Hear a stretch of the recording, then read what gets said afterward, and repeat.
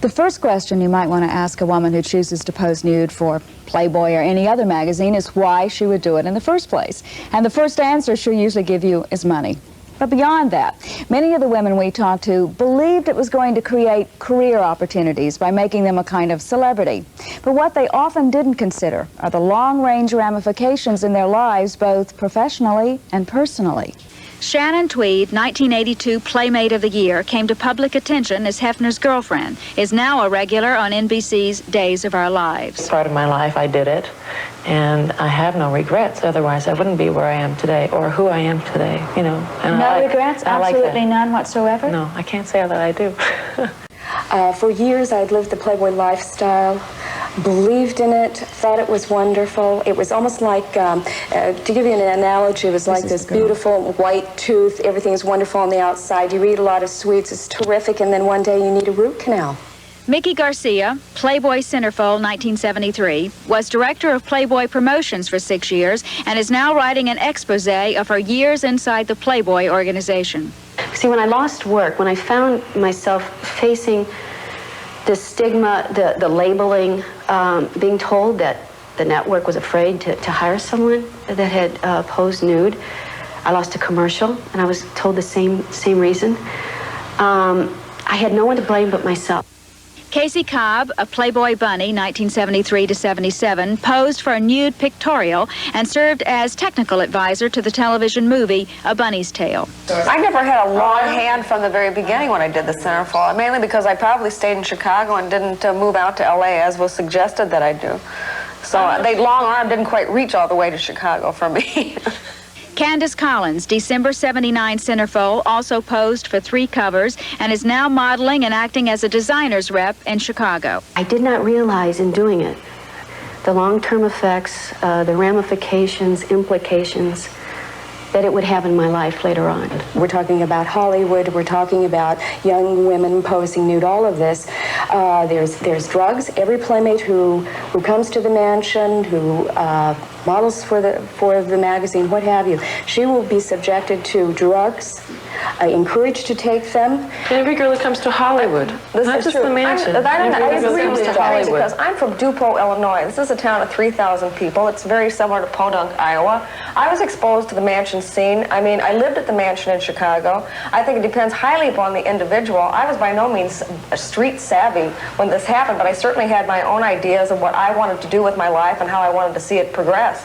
And I had the opportunity, but I just chose not to take part of it. Is it, in fact, an opening of a door, or does it close a lot of doors I do know that I can only speak for me and say that it was an opening of a door. And I can honestly say that it was very close to a closing of a door for me, too, had I not opened my eyes on time. What you experienced, you had a rather privileged existence because you were Hefner's #1 lady. Mm-hmm. But most of the women who do it for the money, right? And because they think it's going to create some great opportunity. They think it's going to open doors in the business. And you found specifically closed employment doors. In going out working as a model, as an actress, the emphasis was on Playboy, and they locked me into a category. And it was nude is lewd. Oh, I was in kind of bad, and it's horrible. Yeah. I didn't want to say, no, I never posed nude, because I know Hefner, I know Playboy. If you are on... They'll show up someday.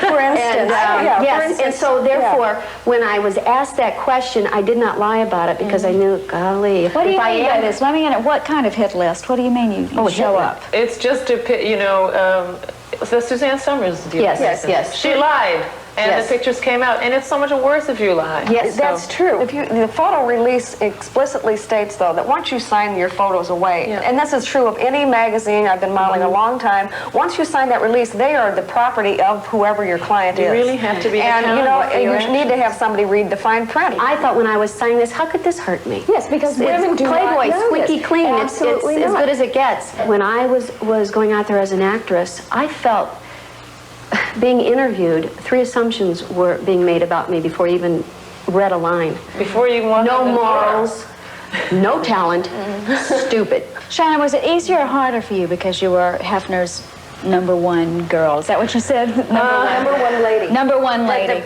You know what was lady, easier? yes. What was easier was the fact that I didn't have to do some of the promotions, which is where a lot of the girls got in trouble, by being out on the road alone. Do you worry now, sitting here talking about him? Does that concern you at all, or talking about? I love the man. I don't all agree with all of his principles or his business tactics, but that's not my business. You would not say that being a centerfold is a great way to launch a career. I wouldn't say be a centerfold to be an actress. Forget it. No. I mean, where I was, I wanted to see Hollywood. You know, my eyes were this big, and I needed money. And in order to have money, I thought the fastest way to be a playmate, $10,000 right there.